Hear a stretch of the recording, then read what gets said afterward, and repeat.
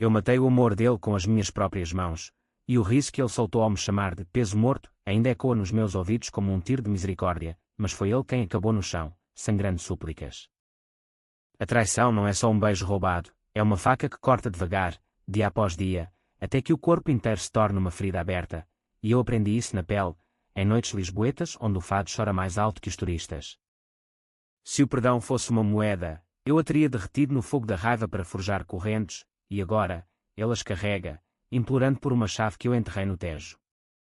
Eu me chamo Ana, e Lisboa sempre foi a minha prisão disfarçada de paraíso. Cresci nos becos apertados do Bairro Alto, onde as paredes de azulejos rachados contam histórias de amores partidos e copos de ginginha derramados em calçadas irregulares. Aos 28 anos, eu era a típica portuense exilada na capital, trabalhava como designer gráfica em uma agência minúscula no Chiado, sonhando com prazos impossíveis e noites em que o meu corpo não doesse de tanto carregar o peso invisível de uma relação que me asfixiava. O meu namorado, João, era o tipo de homem que Lisboa devora e cospe de volta mais bonito, alto, com olhos castanhos que prometiam tempestades e um sorriso que vendia móveis de luxo na Avenida da Liberdade. Nós nos conhecemos há 4 anos, num concerto de fado no Senhor Vinho, onde ele me ofereceu um copo de vinho do Douro e jurou que eu era a musa que faltava na sua vida de corretor ambicioso. No início, era tudo fogo e paixão. Ele me levava para passeios de elétrico pelo 28, parando em mirantes para beijos que faziam o mundo parar. Tu és a minha âncora, Ana, sussurrava ele, enquanto o sol se punha sobre o castelo de São Jorge, tingindo o céu de laranja como se o próprio Tejo aprovasse. Eu acreditava. Como não acreditar? Eu, que viera do Porto com uma mala de sonhos e um coração vazio de pai alcoólatra e mãe que limpava casas alheias para pagar as minhas propinas. João era o futuro que eu via em cartazes de propaganda, casa em Cascais, filhos com sotaque lisboeta, uma vida onde o peso morto era só uma piada ruim de ginástica. Mas o amor, em Portugal, é como o bacalhau, seco por fora, podre por dentro se não cuidares. Aos poucos, as noites dele se estendiam em reuniões com clientes, que cheiravam a perfume barato e mentiras doces. Eu via as mensagens pescando no telemóvel dele quando ele adormecia, nomes como Catarina ou Sofia, com corações e risos que não me pertenciam. Confrontava-o, claro. É só trabalho, amor. Tu sabes como é o mercado imobiliário, cheio de tubarões. E eu engolia, porque o medo de ficar sozinha era maior que a dúvida. Lisboa é uma cidade que te engole se fores fraca, eu não podia ser fraca. O ponto de ruptura veio numa quinta-feira chuvosa de outono, daquelas em que o céu de Lisboa chora como se lamentasse os pecados da nação. Eu cheguei a casa, o nosso apartamento apertado no Príncipe Real, com vista para um jardim escondido e cheiro eterno de pastel de nata do café da esquina, e encontrei no sofá, rindo ao telefone. Sim, o gajo é um peso morto, mas eu aguento por causa do ordenado dela. Rala-te, que eu explico depois. Ele desligou, viu-me na porta, e o riso morreu nos lábios dele como uma vela apagada pelo vento do Atlântico. Era só uma piada, Ana. O Zé, do ginásio, a gozar com a vida. Mas os olhos dele traíam, pânico misturado com desprezo, como se eu fosse mesmo isso, um peso, uma âncora que o arrastava para o fundo em vez de o manter à tona. Eu ri também, um riso seco, amargo, como o vinho verde que azeda na garrafa. Peso morto. É assim que me chamas, João. Depois de tudo. Ele encolheu os ombros, o gesto de um homem que já tinha ensaiado a defesa. Tu sabes que não é literal. Mas, olha, às vezes sinto que sim. Tu com os teus prazos, as tuas crises, e eu aqui a tentar construir algo grande. Não levas a mal, pois não. Não levei a mal. Aquelas palavras cravaram-se em mim como os pregos nas cruzes das procissões da Semana Santa. Eu, que me matava a trabalhar para pagar metade da renda, que cozinhava os nossos jantares com bacalhau à brás e histórias do norte para o fazer rir. Eu, que ignorei as noites vazias para não o perder. Naquele momento, algo dentro de mim rachou, não o coração, que já estava em pedaços, mas a ilusão de que o amor era suficiente para curar as feridas. Sentei-me na cama naquela noite, sozinha, enquanto ele roncava no sofá, e pensei no fado que cantam nos bares escuros. Aí, amor, que dor de cotovelo. Mas a minha dor não era de cotovelo, era de alma, uma raiva que fervia como o caldo verde na panela, pronta para transbordar. Decidi que não ia chorar. Não mais. Em vez disso, planeei. A vingança, em Portugal, não é um espetáculo hollywoodiano com explosões, é sutil, como o veneno no vinho, como as intrigas das novelas que a minha mãe via na TVI. Comecei devagar, sorri para ele na manhã seguinte, preparei o pequeno almoço com ovos mexidos e café forte, e disse: ontem foi uma noite má, mas vamos esquecer. Eu amo-te, João. Primeiro, infiltrei-me no mundo dele. João era corretor, lidava com fortunas de imigrantes que voltavam ricos do Brasil ou de Angola, vendendo apartamentos com vista para o rio como se fossem pedaços do céu. Eu, com os meus skills de design, ofereci-me para ajudar, deixa-me fazer os flyers, os sites. Grátis, amor, para te impulsionar. Ele aceitou, claro, quem recusa uma mão gratuita. Passei noites em claro, criando logotipos elegantes com toques de azulejo português, sites que brilhavam como o ouro das caravelas. Os clientes choviam, um casal de reformados de Coimbra que comprou uma penthouse em Belém por causa do meu mock-up perfeito. João brilhava, e eu era a sua musa secreta, como ele me chamava nas festas de networking no bairro Alto. Mas cada elogio dele era uma farpa que eu guardava. Enquanto ele flertava com as secretárias de salto alto, eu copiava ficheiros, memorizava passwords, tecia uma rede invisível. A raiva crescia, não como uma besta selvagem, mas como um musgo nas paredes antigas de Lisboa, devagar, inexorável, cobrindo tudo. Eu sonhava com o dia em que ele me veria não como peso, mas como a força que o sustentava, e depois, o vazio quando eu partisse. Eu comecei a mudar, sutilmente, como o outono que pinta as folhas de alfama sem alarde. Deixei de ser a Ana ansiosa, a que mordia as unhas durante as discussões, tornei-me confiante, misteriosa, a mulher que ele via nos anúncios de moda na El Portugal. Comprei roupas novas, um vestido vermelho sangue que abraçava as curvas que ele outrora elogiava, e comecei a frequentar o ginásio não para emagrecer, mas para fortalecer o corpo que ele chamara de morto. Estás diferente, amor, disse ele uma noite, enquanto comíamos sardinha assada na varanda, o cheiro de mar misturado ao fumo da grelha. Mais. Viva! Ri-me, um riso que ecoava o dele de outrora, e respondi, talvez porque finalmente me sinto assim. A dependência dele crescia com os meus designs. Uma campanha para um condomínio em Oeiras rendeu-lhe uma comissão de 50.000 euros. Ele comprou-me um colar de prata com pingente de âncora, ironia que só eu via. Para a minha âncora, brincou, e eu sorri, mas por dentro, planeava soltar a corrente. Comecei a namoriscar contatos dele nas redes, nada explícito, só likes em fotos de viagens a Sintra, comentários casuais sobre arquitetura. Ele notava, claro, cuidado com o Pedro, aquele gajo é um lobo. Mas eu via o ciúme nos olhos dele, o primeiro sinal de que o poder mudava de mãos. Enquanto isso, a traição dele não parava. Apanhei uma vez, no carro, com a mão na coxa de uma loira no elevador do hotel onde fechava negócios. Não confrontei, em vez disso, tirei fotos discretas com o telemóvel, ficheiros que guardava como munições.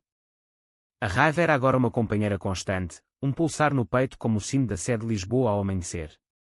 Eu lia livros de psicologia na FNAC do Chiado, a arte da manipulação, disfarçado de romance, e aplicava, elogiava-o na cama para o fazer sentir invencível, depois plantava sementes de dúvida. Achas que a Catarina gosta mesmo de ti, ou é só pelo teu charme de vendedor? Ele ria, mas o riso era forçado, como o dos toureiros antes da cornada. E eu? Eu desabafava em diários escondidos, páginas rasgadas onde vomitava o veneno. Ele ri de mim, mas um dia eu farei o mundo rir dele. Lisboa, com as suas festas de São João e fogueiras que queimam o passado, alimentava-me. Caminhava pelo Tejo à noite, o vento salgado chicoteando o rosto, imaginando o dia em que ele cairia. O plano avançou quando descobri o segredo maior: João falsificava documentos. Nada grave, inflacionava áreas de apartamentos em contratos para embolsar extras, mas o suficiente para o arruinar-se exposto. Eu vi os e-mails no laptop dele, esquecido numa pasta confidencial. O coração acelerou, não de medo, mas de oportunidade. Em vez de denunciar, usei. Criei backups, alterei datas sutis para o fazer duvidar da própria sanidade. Estás a ficar paranoico, amor, dizia eu, enquanto ele suava em reuniões. Talvez devas consultar um terapeuta. Ele começou a beber mais, uísque escocês misturado a medos, e eu era a rocha, a que o acalmava com massagens e promessas de nós contra o mundo. Mas por dentro, o prazer da vingança era agridoce, como as cerejas em aguardente, excitante, mas corrosivo.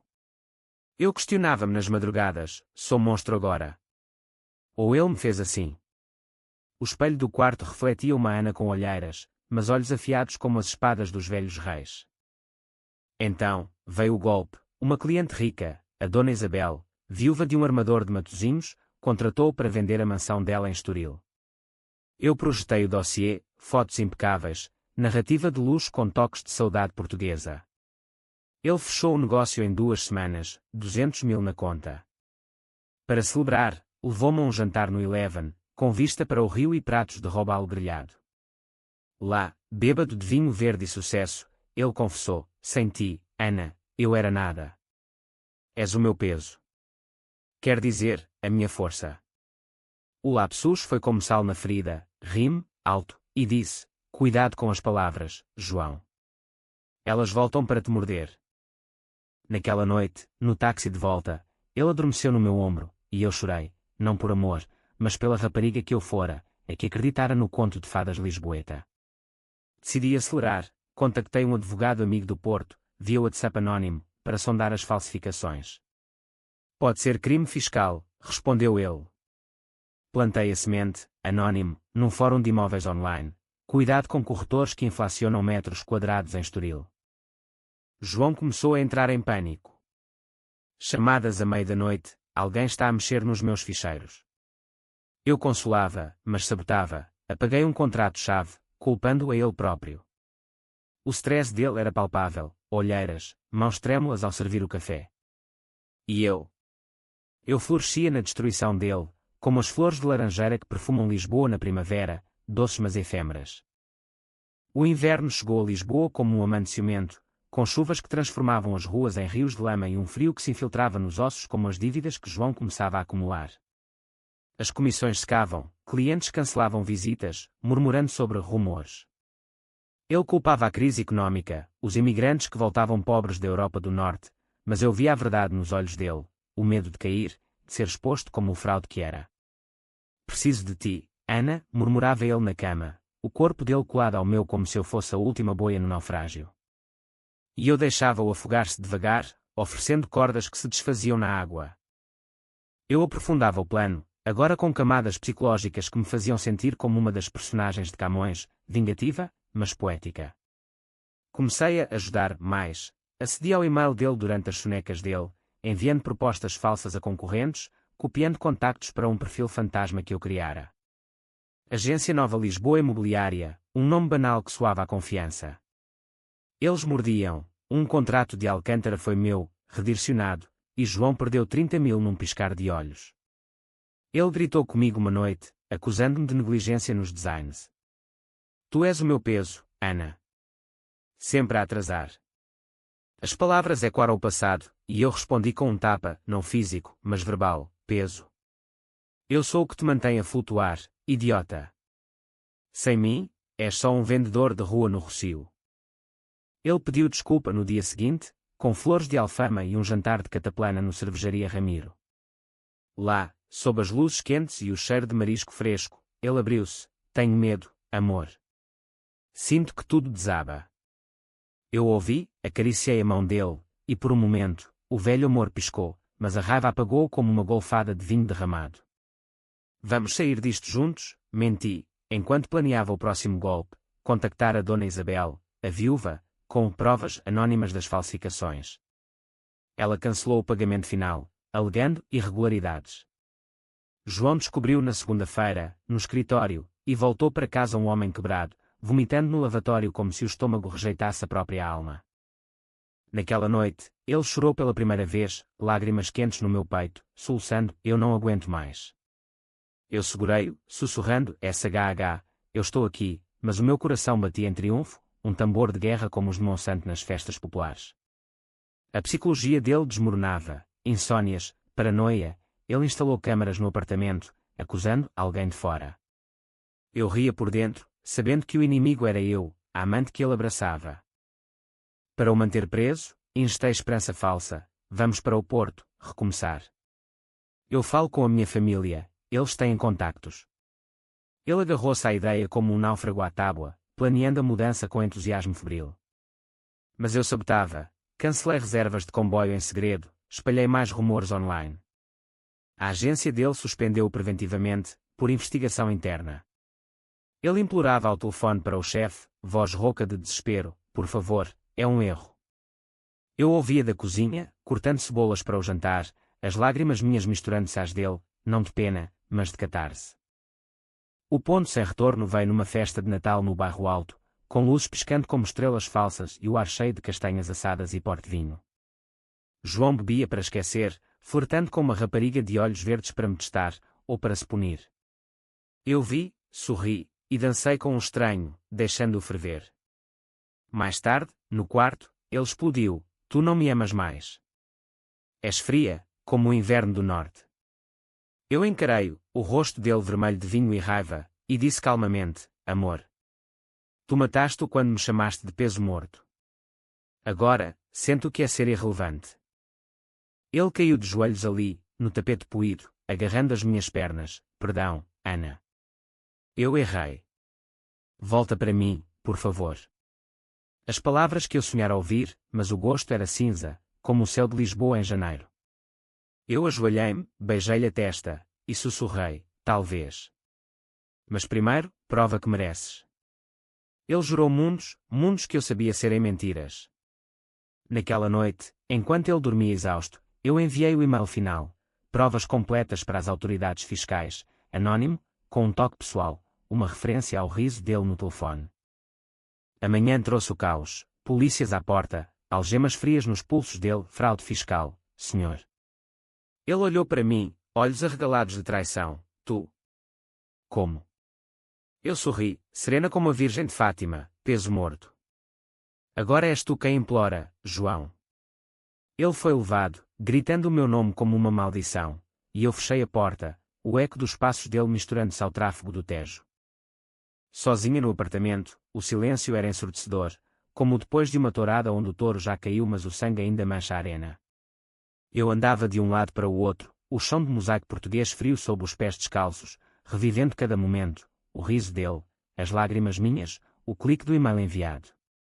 A vingança consumara-se, mas o vazio que deixava era maior que o Tejo em maré alta. Sentei-me na varanda, acendendo um cigarro, vício que eu retomara nas últimas semanas, e olhei para as luzes de Belém pescando ao longe, como promessas quebradas. Fiz bem, repetia para mim mesma, mas a voz tremia, traída pela dúvida que rasteja como as sombras nos becos de Madragoa. Os dias seguintes foram um furacão burocrático. A polícia interrogou-me como testemunha próxima: sabe de mais alguma coisa, senhora? Eu neguei, olhos baixos, jogando o papel da namorada chocada. Ele era ambicioso demais, inspetor. Lisboa corrompe as melhores almas. O inspetor, um homem de bigode grisalho e sotaque alentejano lento, assentiu: o amor cega, não é? Mas a justiça vê tudo. Saí dali com o coração acelerado, não de medo, mas de alívio. O plano funcionara, lógico, implacável, como uma equação que eu resolvera sozinha. João ligou da prisão preventiva, voz distorcida pelo telefone: Ana, por favor, visita-me. Eu sei que foste tu, mas eu mereço uma chance. O tom era suplicante, quebrado, como o fado de Amália que toca nos táxis à noite. Eu fui, claro, não por piedade, mas para ver o abismo nos olhos dele. A sala de visitas era cinzenta, cheiro de desinfetante e desespero, grades separando-nos como o destino. Ele parecia menor, barba por fazer, o fato amarrotado que outrora o fazia rei do chiado agora uma piada. Porquê, Ana? Depois de tudo. Eu cruzei as pernas, sentindo o poder como um vinho tinto na veia. Tudo. Tu deste-me migalhas e chamaste-me peso. Agora, sentes o chão sumir debaixo dos pés. Ele chorou, mãos pressionadas contra o vidro. Eu errei, amor. Traí-te, sim, mas era fraqueza. Volta, casa comigo, testemunha a meu favor. Eu mudo. As palavras eram facas invertidas, cortando-me agora, não profundamente, mas o suficiente para sangrar dúvida. Eu via o homem que amara, o rapaz que me levara a dançar nas festas de Santo António, o que prometia ao mundo. Mas o peso morto ecoava, e eu respondi: muda primeiro. Eu penso. Saí dali com o coração em guerra, o ar livre de Lisboa batendo como um bálsamo, mas insuficiente. De volta à rotina, o apartamento ecoava vazio, o sofá onde ele rira, a cama onde mentira. Eu trabalhava dobrado, aceitando freelances para preencher o silêncio, designs para uma galeria em Belém, logos para startups no Lisboa Factory. Os colegas notavam a mudança. Estás radiante, Ana. Rompeste. Eu sorria, vago, algo assim. Mas à noite, os demónios vinham, sonhos onde eu era o peso, afundando no Tejo com ele a rir por cima. Acordava suada, questionando a sanidade, era vingança ou autodestruição. Liguei para a minha amiga Rita, do Porto, voz trêmula no Skype, eu destruí-o, Rita. E agora?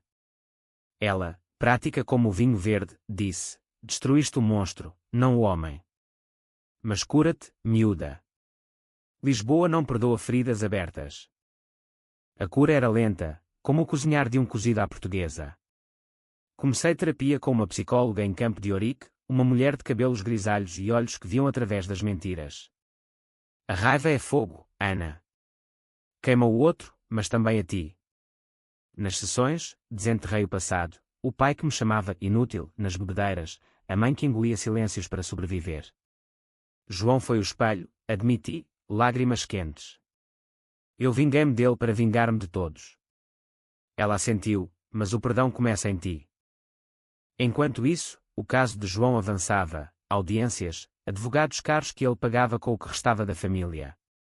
A imprensa local farejou, corretor de luxo envolvido em fraude, escândalo no Estoril, no Correio da Manhã. Eu lia, coração apertado, vendo o nome dele manchar as páginas como tinta derramada. Ele ligava mais, mensagens desesperadas, Ana, a família virou-me as costas. Só tu restas. Imploro. Cada palavra era uma corrente que me puxava de volta, mas eu resistia, bloqueando números, mudando a fechadura. Então, o twist, uma carta dele, entregue por correio, mãos trêmulas no papel, eu sei que te traí com a Sofia, e outras. Era o medo de falhar, de não ser o herói que querias. Mas tu és a minha salvação. Casa comigo na prisão, ou espera-me. Eu mudo por ti. O cheiro de tinta e desespero invadiu-me, e chorei, horas, dias, o corpo convulsionando como nas procissões de penitentes. Era amor residual. Ou pena disfarçada. Caminhei pelo Tejo, vento de inverno chicoteando, e gritei para o rio, porque agora, cabrão.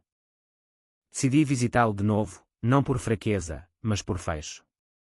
Ele estava pior, magro, olhos fundos como os de um santo mártir. Eu imploro, Ana. Volta. Eu encarei-o, voz firme, imploras porque precisas, não porque amas. Eu fui o teu peso, agora, carrega o teu sozinho. Saí, pernas firmes, mas o coração em farrapos. Fora, Lisboa brilhava, sol de inverno falso, mas quente, e eu soube, a vingança fora doce, mas o perdão era o verdadeiro triunfo. A primavera irrompeu em Lisboa como uma revolta popular, com jacarandás roxos pintando as ruas de Alfama e o ar cheio de promessa de sardinha assada nas festas de bairro. Eu mudara, o apartamento fora redecorado com toques meus, paredes brancas com quadros de artistas portuenses, plantas que desafiavam o sol fraco, e um diário novo onde escrevia não raiva, mas gratidão. O caso de João arrastava-se em tribunal, sentenças pendentes como as névoas do rio, mas eu distanciava-me, mudei de agência, para uma startup em Marvila, onde o design era cru, industrial, como a minha nova alma. Ele não parava de implorar. Cartas semanais, agora poéticas, tu és o fado na minha vida, Ana, dor e beleza entrelaçadas.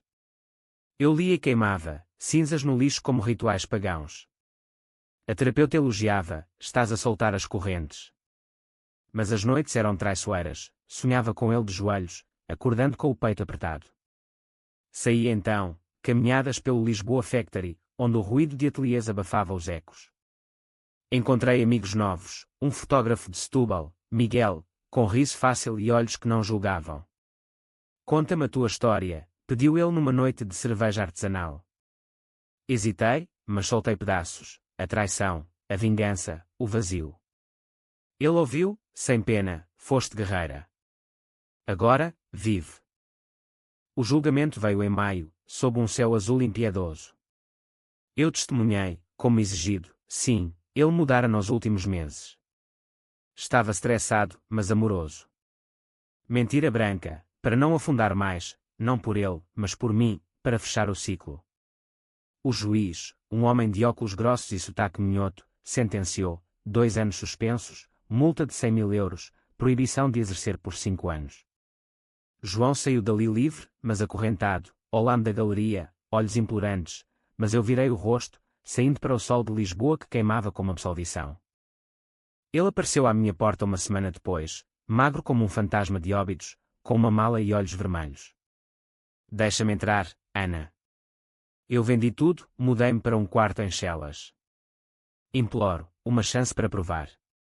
O cheiro dele, sabão barato e derrota, invadiu o hall, e por um segundo, o velho instinto de salvar piscou. Mas lembrei o riso, o peso morto, e disse, não, João. A tua história acabou. A minha começa agora. Ele caiu de joelhos no tapete, soluços rasgando o ar. Por favor, eu amo-te. Sem ti, sou nada. As palavras que eu quisera ouvir anos antes, agora podres como fruta esquecida. Fechei a porta devagar, o clique como um ponto final, e desci as escadas para a rua, onde o elétrico 28 rangia como um velho amigo. O Tejo brilhava, barcos de turismo cortando a água como facas no passado. Sentei-me num banco no cais do Sodré, acendendo outro cigarro, e ri, um riso verdadeiro, libertador, como o das mulheres que dançam o rancho folclórico sem pudor. A vingança fora o meu inferno, mas o perdão, o meu céu portuense. Anos depois, ouvi dizer que ele emigrou para o Brasil, vendendo cocos na praia em vez de apartamentos. Eu casei com Miguel num cartório simples em Sintra, com vista para os palácios de Conto, e tive uma filha que chamo Esperança. Lisboa continua a mesma, traiçoeira, bela, cheia de fados partidos. Mas eu sou leve agora, sem pesos, voando sobre o Tejo como uma gaivota livre. Não, espera, isso foi o fecho que eu quisera escrever no diário, mas a vida, como o fado, não segue roteiros. A primavera de 2026 trouxe mais twists, porque em Portugal, o destino é um toureiro caprichoso, sempre pronto para outra cornada. João não emigrou, em vez disso, reconstruiu-se devagar, como as casas pós-terremoto de 1755, com gesso fresco sobre as rachaduras. Descobri por acaso, num café no Chiado, ele trabalhava agora como guia turístico, levando grupos de americanos por Alfama, contando histórias de moriscos e saudades com um sorriso forçado. Ele mudou, disse Rita, que o vira numa feira de vinhos. Mais humilde, mais real. Eu ignorei, focando na minha nova vida, a startup crescia, projetos para o Web Summit enchiam os dias de adrenalina criativa. Miguel era sólido, como o granito do Porto, e a gravidez veio como um presente inesperado, um bebê a caminho, e quando os sonhos que eu enterrara com João. Mas o passado rastejava, cartas dele pararam, mas um e-mail chegou em junho, véspera de São João, vi-te no Rossio, radiante. Parabéns pelo que construíste. Eu mereço o teu silêncio, mas saibas, implorei porque te amava, à minha maneira torta. Seja feliz, Ana. J. O e-mail acertou como uma pedrada no estômago, reabrindo cicatrizes que eu pensara curadas. Chorei no consultório da terapeuta, porque agora? Quando eu finalmente voava. Ela sorriu, sábia, porque o drama humano é assim, não linear, mas em espiral. Usa-o para subir mais alto. E subi, respondi ao e-mail, breve, obrigada. Aprendeste a lição, eu aprendi a soltar. Adeus, João. Enviei-o, bloqueei, e dancei na festa de Santo António, fogueiras iluminando o rosto, sardinha na mão e Miguel a rir ao meu lado. O bebê nasceu em novembro, uma menina de olhos castanhos como o Tejo ao pôr do sol, que chamei Luz. O parto foi em Santa Maria, com as dores como metáforas da minha jornada, rasgando para renascer.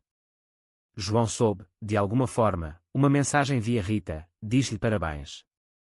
Ele sorriu ao ouvir. Sorri eu também, imaginando em Chelas, sozinho mas inteiro. Hoje, aos 30, caminho com Luz no colo pelo bairro alto, onde tudo começou. Lisboa sussurra segredos, o amor é peso, sim, mas também asa. Eu escolhi voar, deixando os mortos para trás. E se ele implorar de novo? Bem, O Tejo leva tudo, mentiras, risos, súplicas. Eu fico com a luz.